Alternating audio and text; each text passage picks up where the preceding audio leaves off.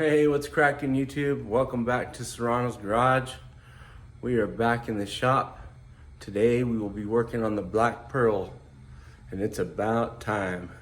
Today we'll be putting a mini spool in the Black Pearl. So we're excited to get that done. We've got all the parts I think that we need. We've got the spool, and we're gonna run some Lucas Synthetic 7590. We've got the gasket, we got some gasket sealer, and I think these are all the tools, if I can remember right. 5/16, half-inch swivel. We'll use the gun if we can, and a couple of screwdrivers to be prying on it. But I believe that this rear end is a 10 bolt. I believe that it has 308 gears in it. It is a limited slip or open diff, so only one tire spins. If you're gonna do a burnout, that ain't cool, so we gotta get rid of that. We are building a 9-inch Ford for this. It's not done, and I'm not sure when it will be done, but once we get it done, we'll slap it in here. But the point was always to get this bad boy running the quickest and best way that we could with the least amount of money that we could, just to show you that it could be done and you could have fun building a low budget race car, street car, and in this case, van. As we go, you can see that I'm not spending a whole bunch of time painting things and doing all that. You know, if you look in the engine compartment, you can tell that I haven't paid a whole bunch of attention to detail. And the reason being is because, like I said, this is a backyard build. It's for performance and fun purposes only. We're not worried about how great it looks right now. Later on down the road, we'll get to that. But we want to get it on the street, and we want to get it down to the track and see what it'll do. So I think right now, well, we're running a 400 turbo in it right now with the shift kit. It does have a 2800 RPM stall, I believe, in it right now. We'll go with that. Hopefully everything goes cool, and we'll be able to pull some pretty decent numbers right out of the chute. And then as we continue to tweak on it, change the tires, of course, and all that good stuff, we'll just keep improving the time as we go and improving the van as well. So anyways, with all that, let's get started on this mini spool. Look who decided to join us. Mr. Mack Daddy. He wants a bone. All right, guys, we got our drip pan. We got all our tools over there. We'll slide them under there with us. I got my creeper, and we got Mack supervising. Come here, Mack. Here, let me get your bone. He's tired. Sit. Good boy. Take it over there. All right, guys, let's get started on this thing. Hopefully you can see good under here. It's definitely a 10 bolt, and looks like nothing's been done with it for many, many moons, which is to be expected and understandable, I guess. We'll break these bolts off. I think they're 1/2 inch. Drain the pan, and then we'll get in there to the gears.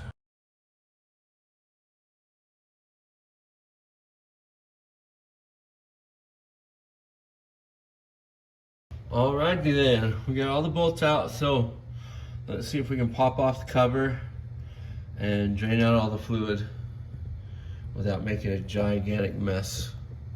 Probably impossible to do that. Let me see if I can position you guys a little bit better. A one-man show tonight, so here we go.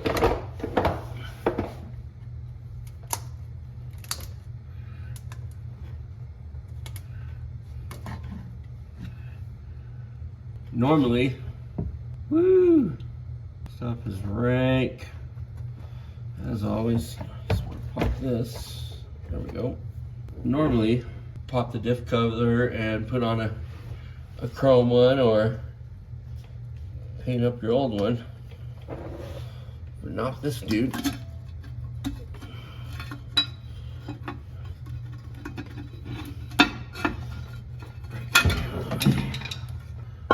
Destroyed the gasket, but that's fine. And there you go. Let's see if we can spin this bad boy around and find out what gears we have in it. All right, guys, you should be able to spin the wheel, and on this ring gear, you'll find some numbers. And there they are. You know how good you guys can see them? I can't see them at all. So it looks to me like we have the number 41 and 12. If I remember right, that's 41 gears on the ring, 12 on the pinion. And if you take your trusty calculator and you do 41 divided by 12 equals 341. So the gears in this rear end are 341s. I thought they were 348s. 341s are actually a little bit better than 348s. Not as good as if they were 373s, but we'll take it for right now. Like I said, we'll be putting in 9-inch Ford eventually anyway, so it's not that big of a deal.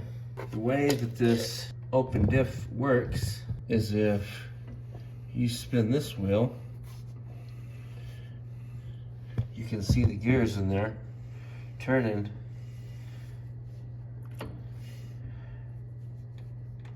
And all them gears are turning, these three, allowing your right wheel to turn. But as you can see, the gear for your left wheel is not turning. And the reason that is not turning is because it's an open diff or limited slip. And the reason that they did that was so that if you're making a left turn, your right wheel is going to be making quicker rotations than your left wheel. So your left wheel will be barely turning, but your right wheel will be turning a lot faster, therefore allowing it to slip. You have the traction on the outer wheel.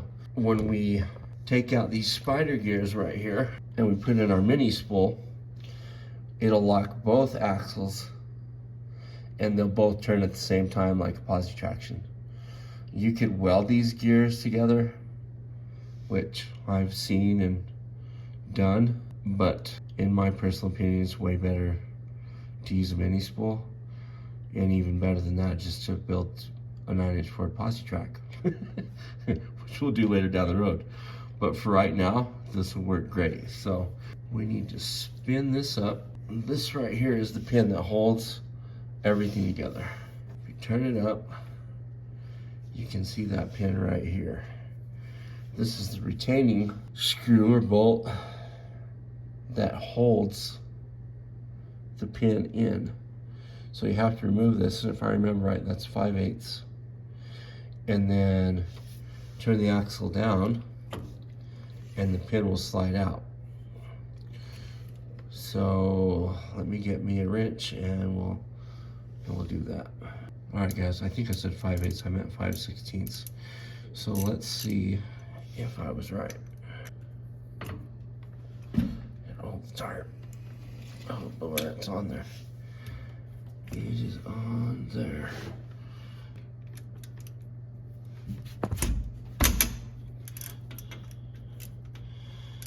There we go.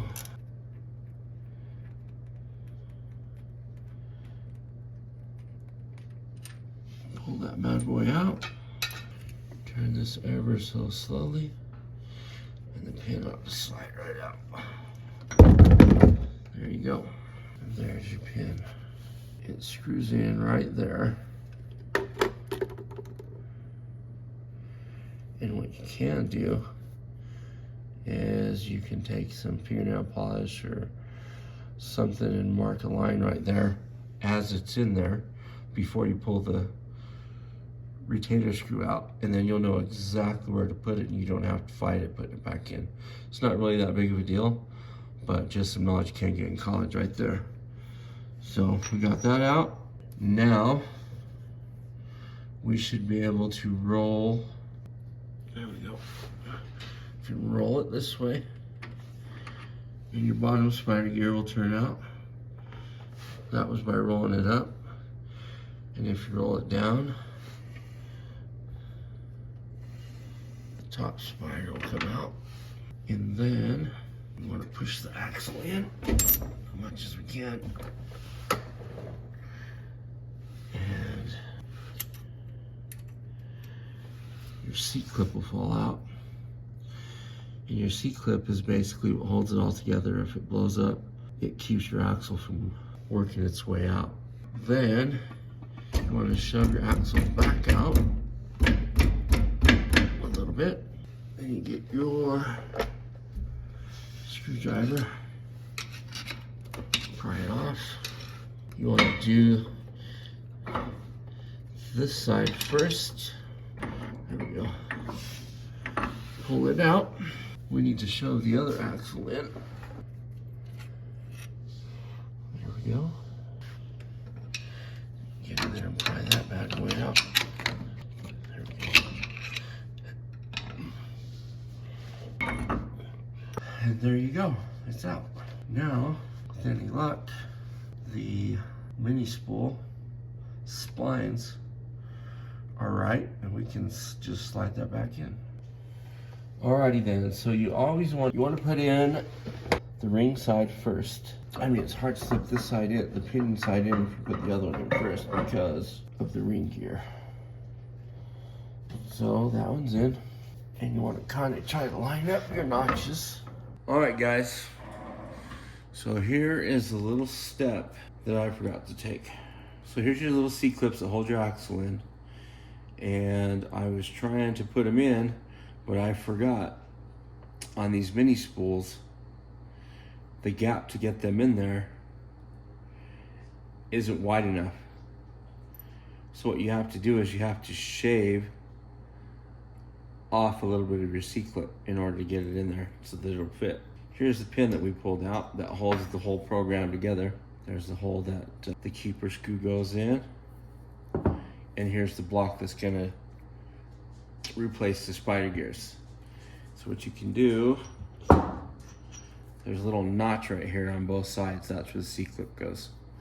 Throw this back in there. C-clip won't go over all that, so it has to be in that notch. Then you can get it in there nice and good. Flip it over. I hope you can see that, but there's that much of a ridge that needs to come off so that it'll slip in the same groove that this will slip in when you put it onto the mini spool. So get it in there in place exactly where you want it. Then you can get your knife. Don't cut yourself. And just mark it with your knife. Mark the other side as well. Nice straight line. Pull it off. And hopefully you guys can see that. Them two little lines that I put on there. And now we'll take the disc and grind it down to that line, and then the C-clip will go right in. We'll do that to both C-clips, and then we'll be ready to install them and get the blocks in.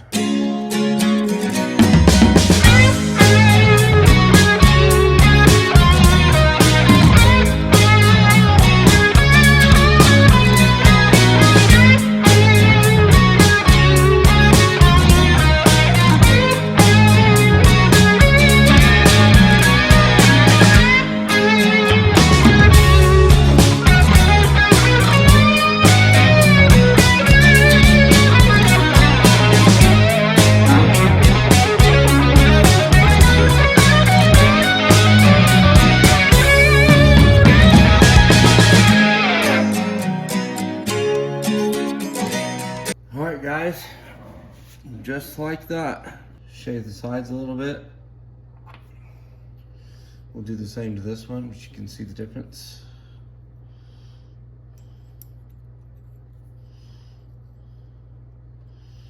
It'll slide right in right now, and we'll be able to lock it up. So we'll get this one done, and we'll go back at it.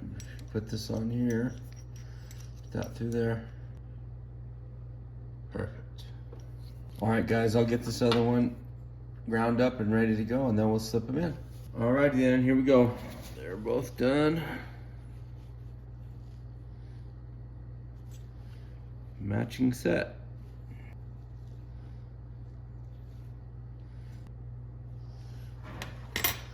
Now let's get them slipped in. Okay guys, so we got the seat clips all cleaned up. So we are ready to slap them in. Lock up these axles.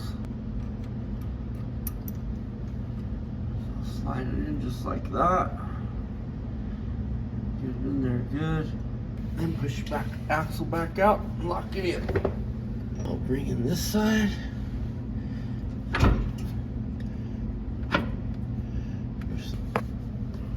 Slide this one in. The axle back out.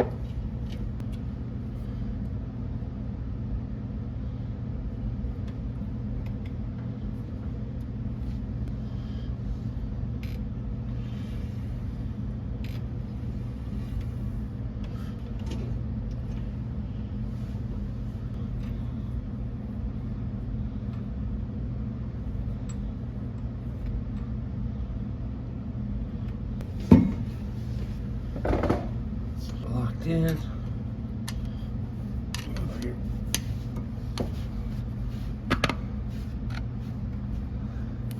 Alright guys, so there's that. C-clips are in. I can already tell we're going to have another issue here.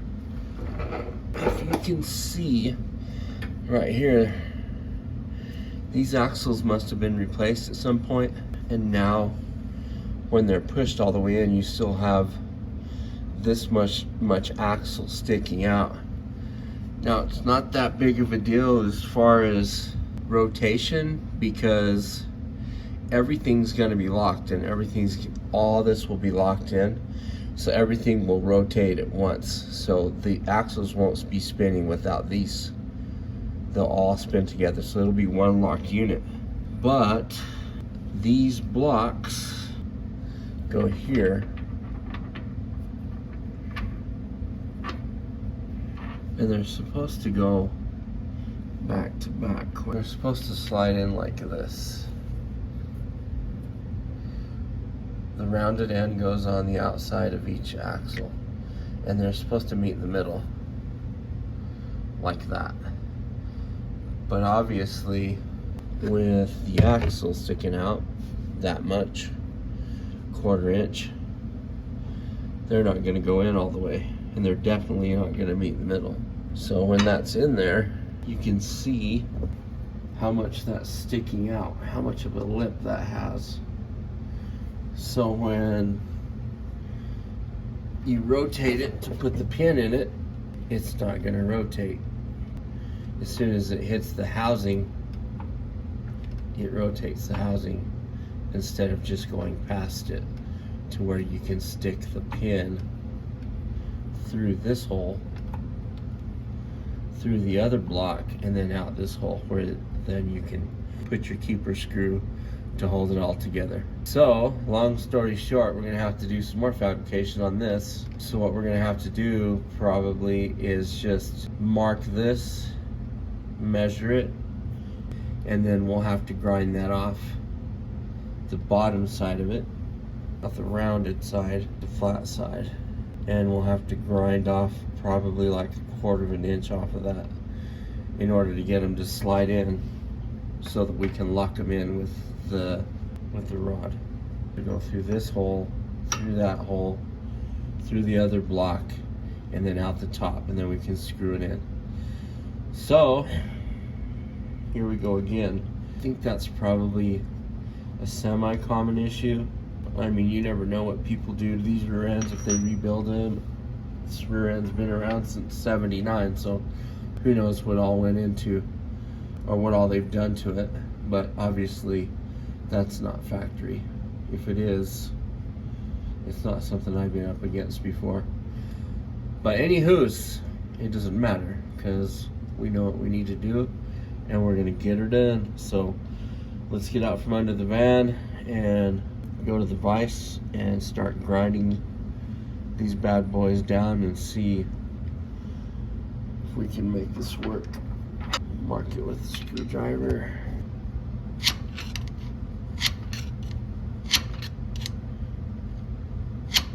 I got my handy dandy old school Uncle Henry knife. That ought to mark it. Sheesh. See what we got. Pow pow, old son. Looks like about 1/4 inch. So we'll just measure from, so it looks like 1/4 inch. We'll take the measurement from here to here, see what it is. We'll mark it down here and cut this bottom side off. Let's get to the bench and get her done.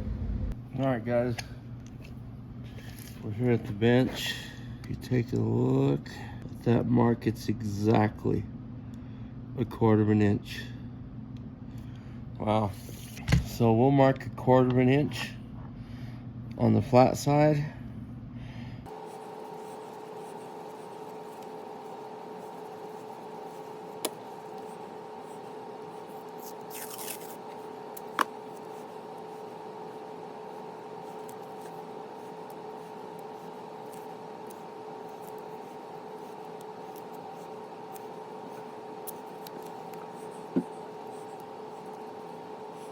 All right, guys, there's our 1/4 inch. This will also help protect it on the vise, and we'll get that ground down. And then we'll do the same to the other one. All right, guys, I'm gonna try to get this lined up with the top of the vise for some added protection on how deep to go, and get it to the end of the vise. Right there, hopefully. That is good. And I'm not sure if we'll be able to cut this material or not, but we're gonna try. If we can't cut it, then we'll grind it.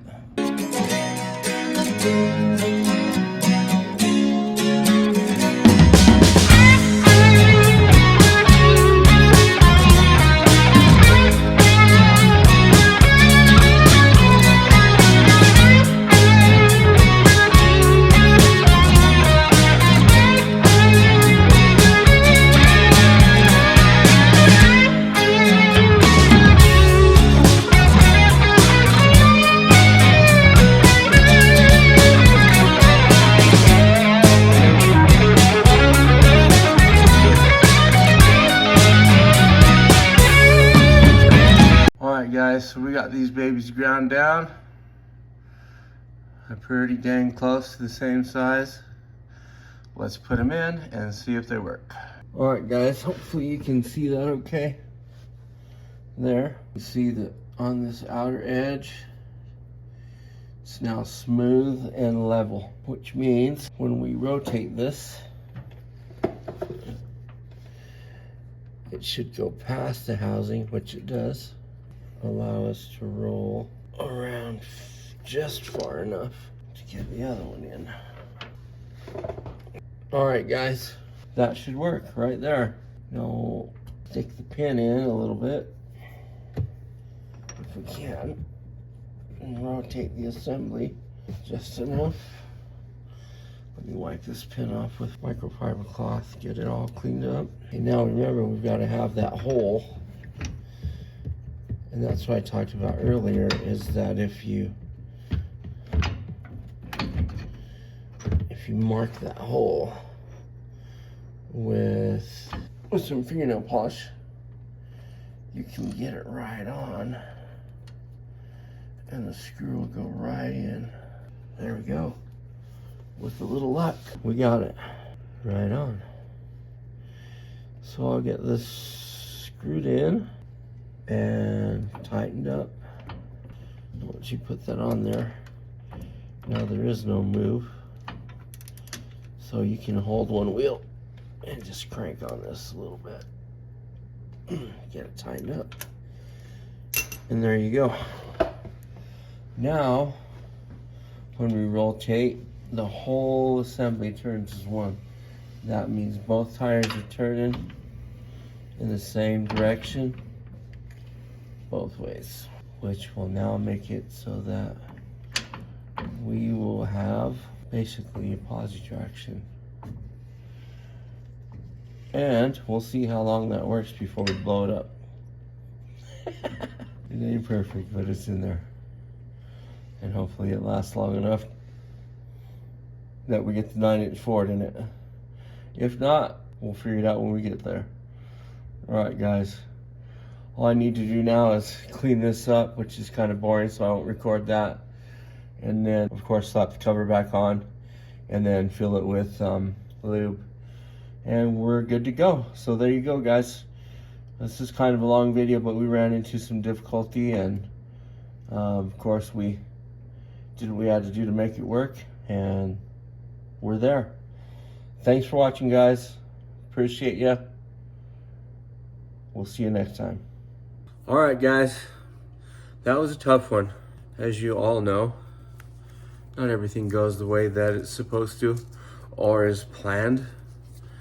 And sometimes when you're building a vehicle or working on a vehicle, you order stuff and you got to make some minor modifications. Not that big of a deal. If you have a bigger shop and more material to work with and tools and stuff like that, the job is a little bit easier. As for me, I'm doing most of this out of my garage, so it's not always that easy, but we got it done. That's the point. I did lose my glasses, and these are safety glasses, but they are also prescription glasses. They're the same brand and style of the dark lenses that you always see me wearing. And just so you guys know, I'm not wearing them to be Joe Cool. My eyes are really sensitive to light, and they're also prescription, so that's why I always have them on. But of course it's nighttime, I'm working in the shop and underneath the van, so I wasn't wearing them tonight. But anyways, I broke these, gonna have to order another frame. The lenses are still good, just gonna have to order some new frames. And as far as my Milwaukee grinder goes, I'm pretty sure that I burned that up as well. So we're gonna have to get a new Milwaukee grinder, but that's just how it goes. Not a big deal. We'll get it done, we'll get a new grinder ordered. There's my daughter, Tony. Say hi, Tony. Hi. But anywho's, we got her done. We got it in. We had to do some mods. Not a big deal, but we got it done, and I'm happy that we got it done. I think that my driveline's done. So if it is, I'll pick that up tomorrow, and I'll make an episode of getting that in.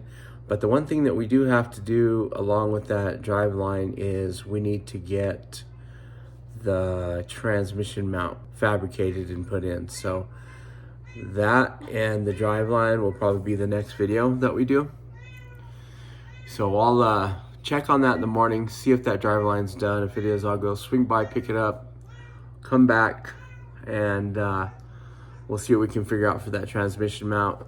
Again, it's going to be temporary, but we can get something in it until we can get something permanent in it. Get the drive line in, and then it's just a matter of putting the van together, the rest of the motor together. And that consists of the radiator and fan and that stuff, so it won't take long to get that together. But once that's together, when we get the shifter in, then it should be drivable. So I'm really excited we're getting close. And then we'll be able to take it to the track. We have a car show coming up in Moab. I don't think that I'm going to be able to make it to that. We've got some plans to attend a birthday party that's pretty important to my wife, so we'll probably go to that. And I know there's a test and tune at the track this weekend as well. So hopefully we got something going on the week after that, and hopefully we'll have the van done and running by then, and we'll be able to take it out and make some content with it actually running, which will be exciting. So thanks for watching, guys. Please like and subscribe and share. And you guys, I really appreciate all you guys that watch these crazy videos. Tony, appreciate you as well. And we will talk to you in the next one. Bye. Bye.